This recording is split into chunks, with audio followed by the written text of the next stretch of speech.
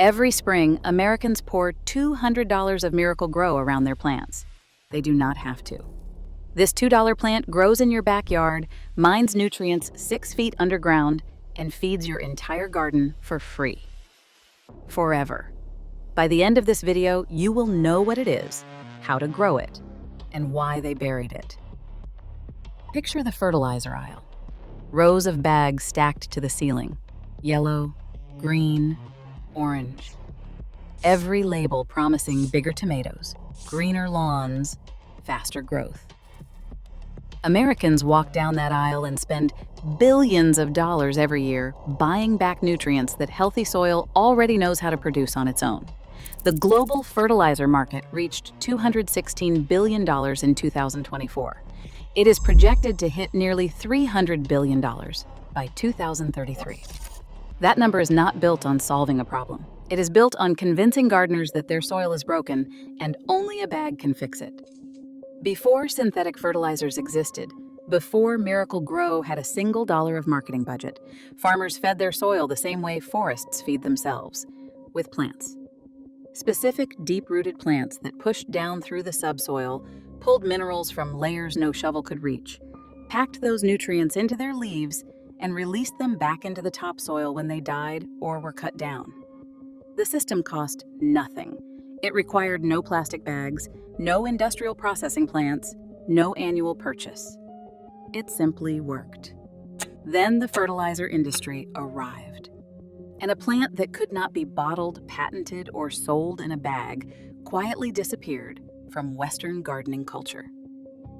Before I tell you what that plant is, I need you to hear one number, because once you hear it, you will understand why a plant this powerful is sitting ignored in roadside ditches all across the country right now.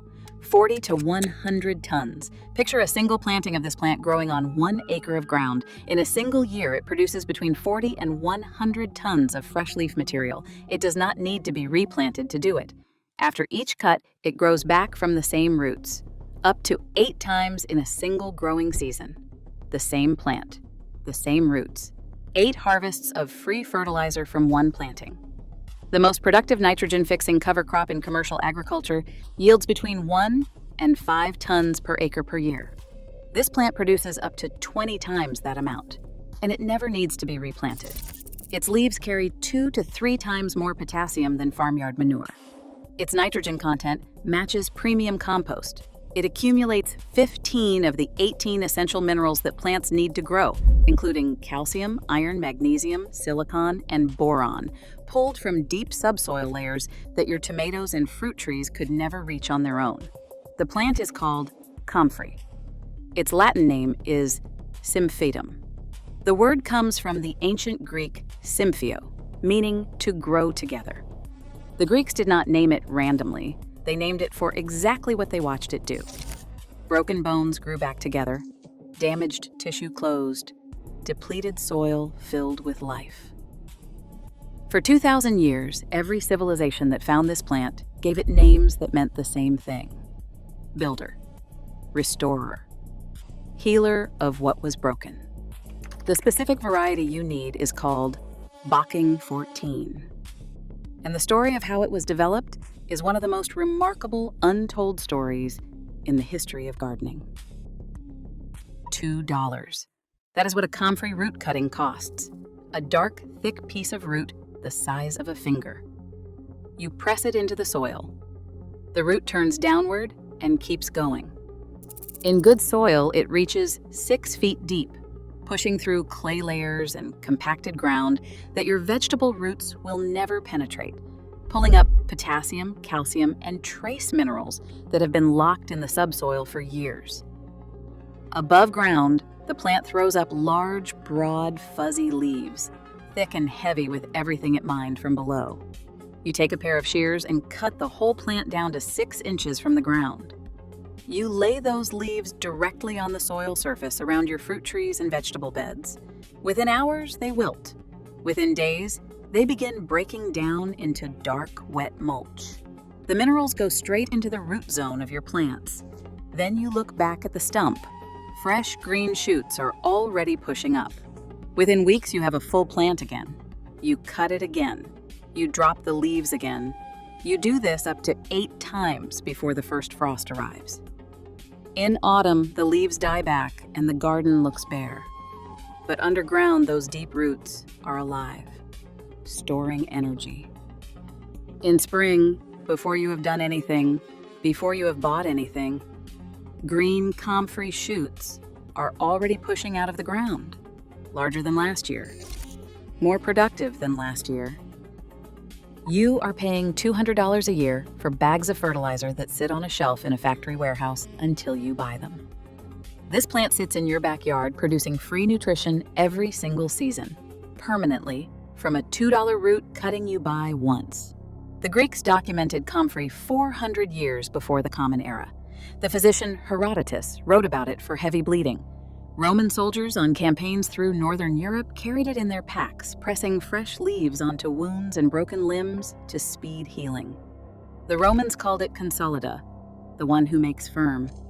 They watched it knit damaged tissue back together on the battlefield. Through the Middle Ages, every monastery garden in Europe grew comfrey as one of its most important plants. The monks had a name for it that lasted 1,000 years. Knitbone. Not because it sounded poetic, because they watched it work. Broken bones healed faster under comfrey poultices. Wounds closed cleaner. Soil fed with comfrey leaves grew darker and richer every season. The Anglo-Saxons documented it. Nicholas Culpeper, the great English herbalist writing in the 1600s, dedicated pages to it. The Greek physician Dioscorides, whose herbal text guided European medicine for 15 centuries, described it in detail. Every generation of gardeners and healers for 2,000 years passed down the same knowledge about the same plant. Then a Victorian Quaker named Henry Doubleday changed everything. In the 1800s, Doubleday was searching for a natural glue he could use on postage stamps.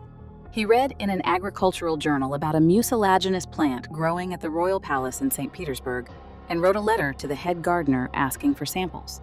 The gardener shipped him root cuttings of Russian comfrey, a natural hybrid that had never been seriously cultivated before.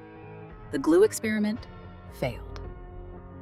But Doubleday became obsessed. He watched this plant grow. He watched what it did to soil. He believed it could eliminate hunger. He spent 30 years of his life writing letters, growing test plots, sending cuttings to anyone who would take them, trying to get the world to pay attention. He died without seeing it happen. 60 years later, a broke British journalist named Lawrence Hills read about Doubleday's work. In 1954, Hills rented 3/4 of an acre of land in a small village called Bocking in Essex, England, for £10 a year. He collected 21 different strains of comfrey from growers around the country and began testing them side by side. Yield, nutrient content, root depth, seed production. He tested everything. He documented everything. He took no pay for 10 years, funding the research entirely from his journalism work. Out of 21 strains, one stood clearly above the rest. Strain 14, Bocking 14. Highest yield, richest leaves, and crucially, almost no viable seeds, meaning it would not escape into neighboring gardens. Hills named it after his village and spent the rest of his life shipping root cuttings to gardeners around the world. He founded an organization called the Henry Doubleday Research Association, which grew into one of the most respected organic gardening bodies on Earth. Today, it is called Garden Organic, and it maintains the national collection of comfrey varieties in England. 30 strains are preserved, so future generations will always have access to what Hills proved in that field in Essex. Modern soil science has confirmed every claim Hills made. Comfrey leaves release more potassium than farmyard manure. They deliver calcium, iron, and magnesium in forms plant roots can absorb immediately. They break down fast, feeding the soil organisms that build the dark, crumbly structure healthy plants depend on. Chopped comfrey applied to garden beds has been shown to raise soil potassium levels by more than 20% within 6 months. Search any gardening database. Type Miracle-Gro and you will find a brand with $1 billion marketing operation behind it. Type comfrey fertilizer, and you will find decades of quiet research from organic organizations, university extension programs, and permaculture practitioners across 5 continents, all documenting the same results. It works. It has always worked. And it costs $2 to start. Here is exactly what to do. The variety you want is Bocking 14, Russian comfrey. Do not buy common comfrey. Common comfrey produces viable seeds and spreads aggressively. Bocking 14 is sterile. It expands only by root division, which means you decide where it grows and where it does not. Bocking 14 survives winters down to -35°C. It grows across virtually every gardening climate in the continental United States. Plant root cuttings in early spring or early fall. Press them horizontally into the soil about 2 inches deep. Space plants 18 inches to 3 feet apart. Comfrey prefers moist, fertile soil, but establishes in almost any ground. Partial shade is fine. Full sun produces more leaves. In the first season, let the plant put energy into its root system. Harvest lightly. In year 2, the plant is established and the chop and drop system begins. Cut the plant back to 6 inches above the crown. Lay the leaves flat on the soil surface around your fruit trees and vegetable beds. Within hours, they begin to wilt. Within days, the dark decomposition begins, releasing a slow, steady feed of potassium, calcium, nitrogen, and trace minerals into the soil directly where your plant roots are feeding. The plant will regrow. Cut it again, up to 8 times per season. For a liquid feed, fill a bucket with fresh comfrey leaves, cover completely with water, and leave it for 2 to 4 weeks. The resulting dark liquid smells like something went badly wrong. Dilute it at a ratio of 1 part comfrey liquid to 20 parts water, and pour it at the base of your tomatoes, peppers, and fruit trees. The smell is temporary. The results are not. Do not try to remove an established comfrey plant. Even a small fragment of root left in the soil will produce a new plant. Choose your location carefully and plant it there permanently. Plant it beside fruit trees, at the corners of raised beds, or in a dedicated cutting patch where you can harvest freely throughout the season. One important note. Comfrey contains compounds called pyrrolizidine alkaloids that can damage the liver if consumed internally over time. Bocking 14 contains much lower levels than common comfrey, but the guidance is clear. Use comfrey as a soil amendment only. Do not eat the leaves. Do not brew them as a drinking tea. Applied to soil, it is one of the safest and most productive plants you can grow anywhere. Henry Doubleday spent 30 years of his life convinced this plant could change how the world grows food. He never saw it happen. Lawrence Hill spent 10 years working without pay in a field in Essex to prove Doubleday was right. Ancient physicians across 5 continents documented this plant 2,000 years before the fertilizer industry existed. And every spring, the fertilizer industry charges $200 for bags that deliver less nutrition than a $2 root cutting you plant once and never buy again. One planting, one decision, one plant that pushes 6 feet into the earth, mines what is down there, and brings it up to your garden every single season for free. That is the entire barrier between you and a permanent soil fertility system that outlasts every bag of Miracle-Gro you will ever buy. The information was always available. Now, you have it. If this was useful, subscribe. The next video covers the $2 tree that replaces your honey, your sleep aids, and your anxiety pills permanently.